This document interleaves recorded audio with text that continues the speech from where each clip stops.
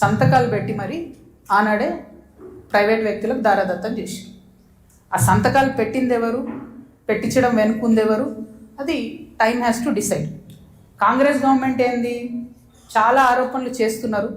రేవంత్ రెడ్డి గారు అయితే చాలా ఏమంటారు, రేపు పొద్దుగాలనే నేను వీళ్ళందరినీ జైలు వేస్తా అన్నట్టు ఏదో బీఆర్ఎస్ అంతా అవినీతిమయమని చిత్రీకరించి వచ్చారు. ఆయన ఎక్కడ ఏం చేయట్లేదు. ఎందుకు చేయట్లేదు? బీఆర్ఎస్ వాళ్ళు వేసినటువంటి దొంగదారులను కాంగ్రెస్ రహదారులుగా మారుస్తున్నారు. వాళ్ళు ఎవరైతే ప్రైవేట్ వ్యక్తులకు ఇచ్చిరో మళ్ళీ అదే కంపెనీలతో వీళ్ళు అండర్స్టాండింగ్ పెట్టుకుంటారు, వాళ్ళతో మాట్లాడతారు.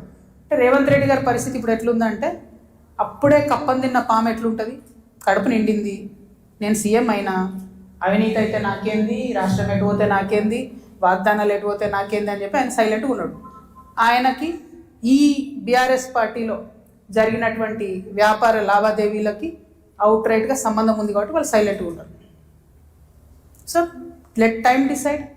ఎప్పుడన్నా ఎవరైనా ఎంక్వైరీ చేస్తే డిసైడ్ అయితే చూద్దాం. ఏమీ కాకపోతే నాకెప్పుడో ఒకసారి టైం వస్తుంది కదా, దేవుడు దయ నేను ముఖ్యమంత్రి అయితే కదా ఒకనాడు. ఆనాడు మాత్రం 2014 నుండి 2014 తెలంగాణ వచ్చినప్పటి నుండి ఇప్పటి వరకు అన్ని అన్యాయాల మీద నేను మాత్రం ఆరాధిస్తాను. ఎందుకంటే ఎవరు వచ్చి బయటకు వచ్చి మాట్లాడినా వాళ్ళని దబాయించాలి, వాళ్ళ మీద ఒక కేసు వేయాలి, వాడిని ఏదో అనాలి, బురద చల్లాలి అని అంటే కుదరదు. నేను అట్లా ఊరుకునే వ్యక్తిని కాదు. నేను తప్పు చేస్తే నేను క్షమాపణ అడుగుతాను. నేను కోరిన క్షమాపణ జనం బాటలో ముందుకెళ్ళినప్పుడు ఎందుకు కోరిన క్షమాపణ? నేను అదే గవర్నమెంట్లో ఉండి అమరవీరుల కుటుంబాల కోసం గట్టి కొట్లాడాల్సిందే అని నాకు మనసుకు అనిపించింది కాబట్టి నేను క్షమాపణ అడిగాను.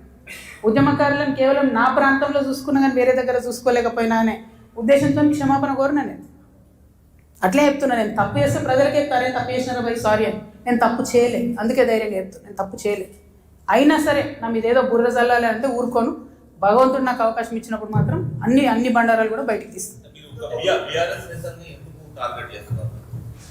నేనేదో టార్గెట్ చేసిన భయ్. ఇప్పుడు నేను నిన్ను కొడితే నువ్వు నన్ను కొట్టవా చెప్పు. వాళ్ళు నన్ను టార్గెట్ చేస్తే నేనేం చేయాలి మరి? నేను ఊరుకోవాలా? నేనైతే గాంధీ తాతను కాదు, నేను అస్సలే మంచిదాన్ని కాదు. నేను చెప్తున్నాను, నేను కేసీఆర్ గారు అంతా ఓపిక నాకు లేదు, అస్సలే మంచిదాన్ని కాదు. నేను ఊరుకోను. నన్ను కొడితే 2 కొడతా ఉల్టా. ఎందుకంటే నాకు తప్పు లేకుండా కొడుతున్నారు, నాకు తప్పు లేకుండా మాట్లాడుతున్నారు. అది కరెక్ట్ కాదు కదా. ఏం రోగం చెప్పు? నేను ఏమంటున్నా? నేను జనంలో పోతున్నా, పిచ్చి లేచినట్టు పొద్దు నుండి రాత్రి వరకు ఎందుకు తిరుగుతున్నా నేను? ఐ వాంట్ టు అండర్స్టాండ్ ఏం జరిగింది. 10 ఏళ్ళు బీఆర్ఎస్లో, 2 ఏళ్ళు కాంగ్రెస్లో ఏం జరగలే. నిన్న పోయినాం, ఆ నల్ల నీళ్ళు అది ఎంత బాధ అనిపించింది చూస్తే. ట్యాప్లో డ్రైనేజ్ వాటర్ వస్తాయని ఇప్పటికి కూడా హైదరాబాద్ మహానగరంలో ఇంకా అంత అందమైన నగరానికి కేటీఆర్ గారు నేను ఇట్లా చేసినా అని, ఇప్పుడు రేవంత్ రెడ్డి గారు గ్లోబల్ సమిట్ పెట్టి నేను ఇట్లా చేసినా అని ఏం లాభం చెప్పు? ఆడబిడ్డలకు ఒక డెలివరీ హాస్పిటల్ ఉండదు, నల్లలో మోరు నీళ్ళు వస్తాయి, ఇదో మహానగరం, దీనికి సంతోషపడాలి. ఎవరొకరు అడగాలి కదా. అడిగితే కేసులు, అడిగితే లొల్లి, గింతే. ఏం భయపడేదాన్ని కాదు నేను. ముందుకే పోతే వెనుకకైతే పోయేది లేదు. వస్తే లొల్లెందుకుంటుండే? 5 ఏళ్ళు నన్ను ఓడగొట్టి ఇంట్లోనే కూర్చోబెట్టారు కదా. వద్దంటే బలవంతంగా ఎమ్మెల్సీ ఇచ్చిర్రు. నేను అప్పటి కూడా అడిగిన, నాకు ఎంపీ క్యాండిడేట్గా నన్ను డిక్లేర్ చేయండి, నేను ప్రజల మధ్యలో ఎక్కడైతే ఓడిపోయినా అక్కడే ప్రజల ప్రేమను గెలుచుకుంటా అని చెప్పిన. అవకాశం ఇవ్వలే నాకు, తిరగనీయలే. మా కాన్స్టిట్యున్సీలో కూడా ప్రతి ఎమ్మెల్యేను ఎవరో ఒకరు మేనేజ్ చేసుడు, వాళ్ళు నాకు ఎక్కడికక్కడ కాళ్ళలో కట్టెలు పెట్టుడు, కాన్స్టిట్యున్సీ నుంచి ఎవరైనా వచ్చి కలిస్తే బెదిరించుడు. నువ్వు ఎట్లా కలుస్తావు? అక్కతో నీకేం పని? కేసీఆర్ గారికి తెలియకుండానే తప్పులు జరిగాయి. ఎందుకంటే అప్పుడు ఉండే గొడవలు కూడా చెరువులు ఉన్నాయి, అన్నీ తెలుస్తాయని మీరు ఏమంటున్నారు? కేసీఆర్ గారికి తప్పులు అన్నీ తెలియదా? నేనేమంటున్నా బ్రదర్, కేసీఆర్ గారికి తెలుసా తెలియదా కేసీఆర్ గారు చెప్పాలి. ఇప్పుడు వీళ్ళందరూ ఏంటంటే మేమందరం చాలా పెద్దవాళ్ళము, కవిత మా మీద ఆరోపణలు చేస్తే కూడా మేము రిప్లై అయిపోయినా ప్రజలు చూస్తలేరు అనుకుంటారు. విఘ్నత అని హరీష్ రావు గారు అట్లే అంటారు. కేటీఆర్ గారు ఆయన ఎప్పుడు చెప్తాడో నాకు తెలియదు, నాకు సంబంధం లేదు. నేను కంపెనీ పేర్లతో సహా చెప్తా.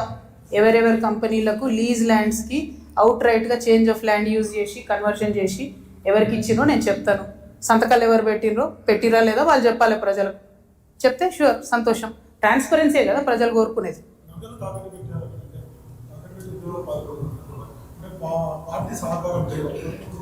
నాకు ఎప్పుడు లేదు భయ్ పార్టీ సహకారం.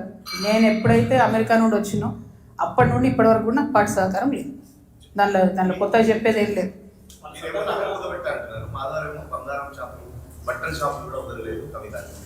ఆయన పాపం ఆయన వాడుకుంటుర్రే. ఆయన ఎనుకో గుంటనక్కు ఉంది, ఆ గుంటనక్క ఆయన రెచ్చగొట్టి వాడుకుంటుంది.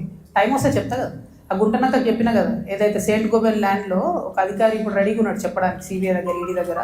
అప్పుడు తెలుస్తుంది వాళ్ళకి నేను ఒకటే క్లారిటీగా చెప్తున్నా, మీరు ఎంతోసేపు నన్నేదో చేద్దాం, ఆడపిల్ల కదా పాపం భయపెడితే బెదురుతుందేమో అనుకుంటారేమో. కుదరదు బాస్, కుదరదు. ఇది మారింది, పాలిటిక్స్ మారింది, టైం మారింది, అట్లా కుదరదు. ఇప్పుడు మీరు ఎమ్మెల్యేల పైన ఎమ్మెల్యేలు మీ పైన చేస్తున్న పరస్పర ఆరోపణలు నేపథ్యంలో కేసీఆర్కి చెడ్డ పేరు వస్తున్నది మీ పైన. నేను ఒక మాట చెప్తాబా, మనది ఎట్లాంటి భూమి? భగవంతుడు రామచంద్రుడి కోసం కనా కష్టాలు పడి పాపం గుడి కడతాడు రామదాస్ అంటే. ఆయన తీసుకుపోయి నిజాం జైలు వేస్తాడు. ఆ జైలు వేసిన టైంలో కూడా రక్షించడానికి రాకపోతే ఏమంటాడు రామదాస్ ఏమంటాడు? మనది ఎట్లాంటి భూమి? పోతన లాంటి గొప్ప కవి రాజు వచ్చి అంకితం ఇవ్వమంటే కూడా ఇయ్యడు. మనది ఎట్లాంటి భూమి? చాకలైలమ్మ లాంటి మామూలు మహిళ నాలాగానే ఏం లేదు, ఎవరు సపోర్ట్ లేరు, నిలబడి గుత్ప పట్టుకొని కొట్లాడింది. నేను అంతే, ఆ స్పిరిట్ ఉంది, అదే వేస్తాను.